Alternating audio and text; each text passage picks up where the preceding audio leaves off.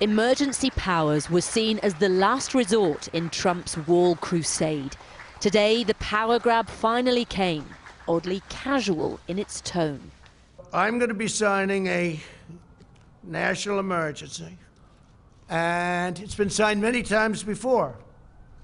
It's been signed by other presidents. From 1977 or so, it gave the presidents the power.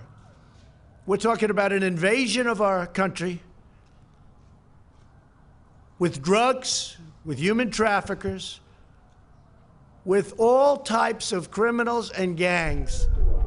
This move gives the president the money he needs to fulfill that campaign promise of a border wall with Mexico, the wall that most Americans don't actually want. This move bypasses Congress, usurping one of its primary functions, the so-called power of the purse.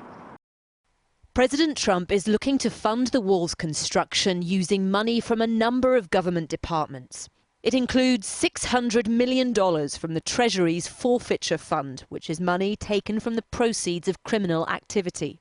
Almost $1.4 billion will come from the Department for Homeland Security. $2.5 billion can be drawn from the Department of Defense's budget, with a further $3.5 billion from that same department's construction budget. It might seem straightforward, but the fight isn't over. We will have a national emergency, and we will then be sued, and they will sue us in the Ninth Circuit, even though it shouldn't be there.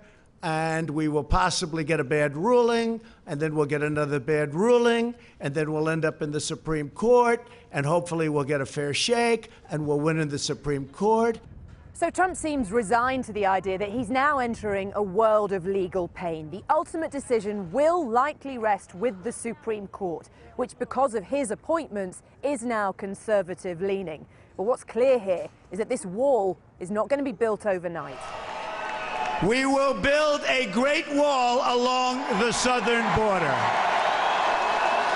But Trump can at least say he's doing everything within his power to get the wall, keeping his supporters happy in time for the 2020 election. Even before the emergency declaration was signed, the Democrats were on the warpath.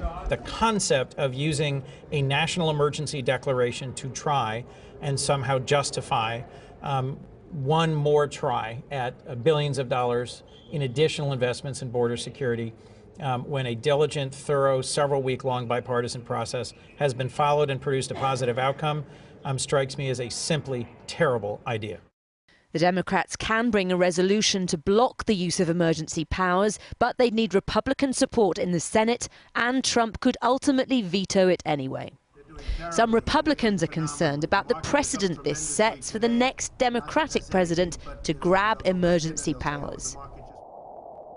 Trump's insistence of a crisis at the border isn't shared by his intelligence chiefs. His statements about widespread crime committed by undocumented immigrants aren't backed by statistics. This is seen as a Trump-made emergency, which he's clinging to with all his presidential might.